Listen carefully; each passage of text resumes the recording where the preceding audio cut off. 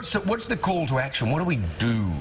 That's what... Recycle, for a start, well, not chuck our rubbish away into, and then it goes into storm drains and then into our ocean. If you have a situation like the tsunami, though, I mean, that's, you know, there's going to be debris in the ocean. Unavoidable, but most of this stuff is just flushed from rivers and from our daily lives. So it's about what we do at the source. Yes. Pollution entering our harbour is a disgrace.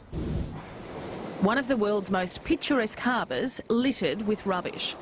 This is the hangover from Tuesday's storms, when tons of it was washed into Sydney Harbour. For the harbour garbos, it's been a full-time clean-up job since. On this day, they emptied more than 3 boatloads of plastic, paper, even syringes. The problem is, it's not just after Sydney's big storms, it's there all the time. If we can get more interception devices and more money, there's so much more we can do for the benefit of the community. Ian Kiernan, the man who founded Clean Up Australia Day 23 years ago, is appalled at the number of plastic bottles washing up and partly blames the soft drink giants. Plastic bottle caps? Why is the beverage industry not attaching these to the bottle? So instead of 2 bits of rubbish, you get 1. Most of the rubbish that ends up on our beaches is dropped on streets, then swept into the harbour through stormwater drains. If you're not prepared to eat it, don't throw it in the harbour. Kiernan says only half of the rubbish hits the beaches. The rest lies below the surface. Talitha Cummins, 7 News. And tomorrow, 7 News has an exclusive story on the rubbish choking our harbour under the water.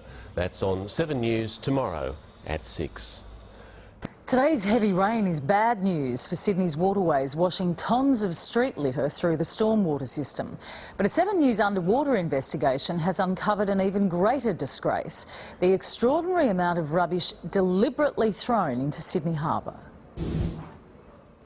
Show off to the world, but just below the surface lies Sydney's secret shame. The bottom of the harbour near Manly, covered in a city's rubbish. Plastic bags plague this marine world that is a daily dumping ground, hidden away. A wrapper from lunch lies next to a beer from dinner. A drink cup, complete with the straw it came with.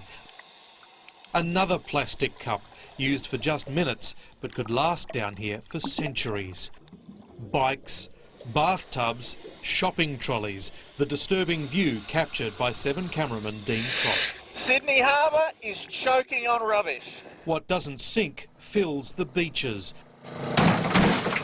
making a never-ending job for the harbour garbos, who collect more than 900 tonnes of it each year. We might clean a beach and we're really proud of the job we've done. We go away, then we drive past again the next day and it's all back.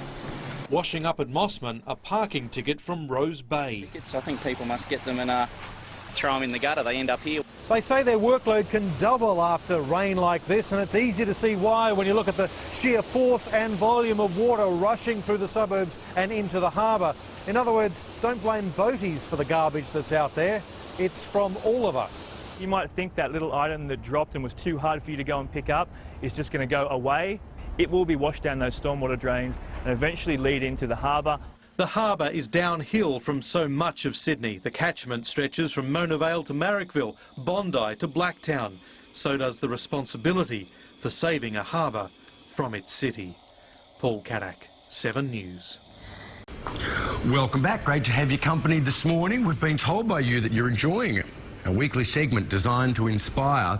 Now, here it is. It might inspire you in a different way this week. The man behind the film Midway wants to inspire the whole world to change its ways. You might remember Chris Jordan that we spoke to. He's been making regular trips to the Midway Atoll and filmed everything that he finds. Now, as the name suggests, Midway Atoll lies halfway between North America and Asia.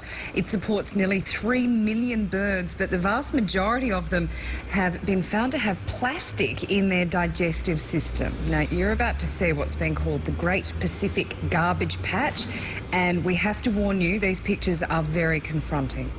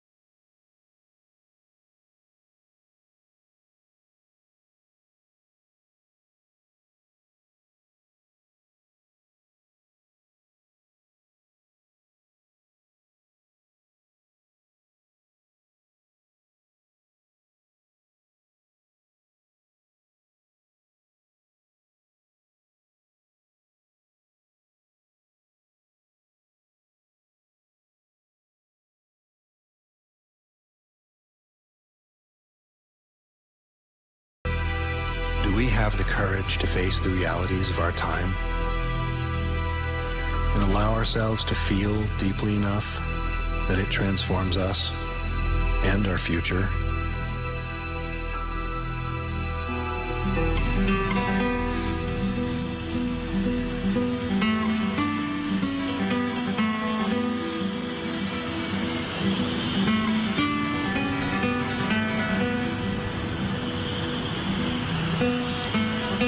Come with me on a journey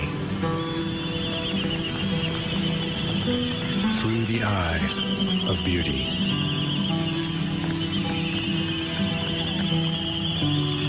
Across an ocean of grief. And beyond.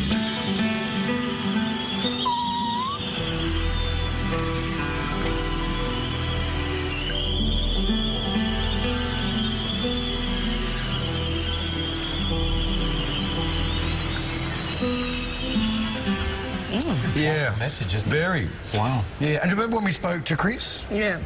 And it was Chris that we spoke to, wasn't it? And talking about the plastic soup in the middle of the Pacific. Yep, it all just sort of swirls around on currents and stuff. Interesting, because I was looking on their website, and this is a film that's coming out quite soon, but now they're really concerned about all the stuff from the Japanese tsunami is being washed out. So these events happen in the world, and we still know so little about the oceans, and you kind of switch off. All that stuff from the Japanese tsunami is heading to that garbage patch, you know. But it's not the only garbage patch in the world's oceans, you know, in the Indian Ocean as well. So this stuff is going on, and these people brilliantly over the last few years have been visiting there, you know, year after year, and sort of documenting this stuff. And it's compelling, it's overwhelming, and it's ugly.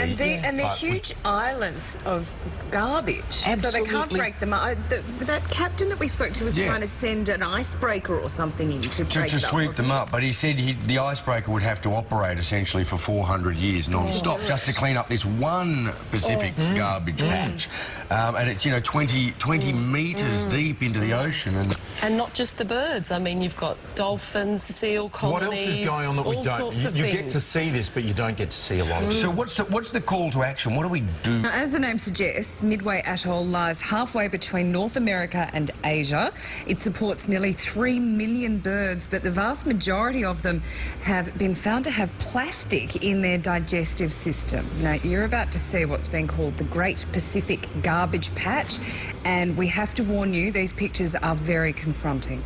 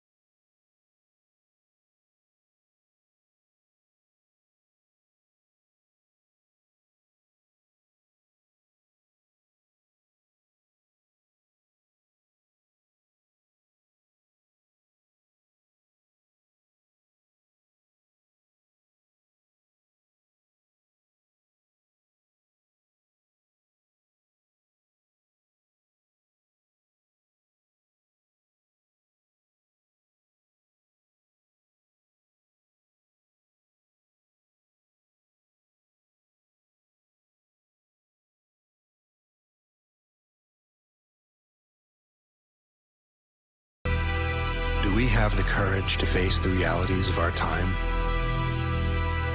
and allow ourselves to feel deeply enough that it transforms us and our future?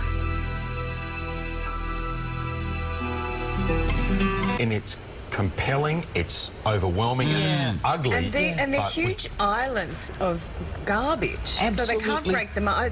That captain that we spoke to was trying to send an icebreaker or something in to break to sweep them up, but he said the icebreaker would have to operate essentially for 400 years non-stop just to clean up this one Pacific garbage patch. Back to the southern or northern portions of the Mariana Trench. He also found litter had made its way to the harsh landscape, with plastic waste, including sweet wrappers, slowly degrading on the ocean floor. in the sediments in the Great Australian Bight, and we know that potentially somewhere between 4 to 12 million tons of debris enters the oceans annually. So while it's disturbing, it's not necessarily surprising. I think really it confirmed what we already know, that plastic is ubiquitous in the ocean.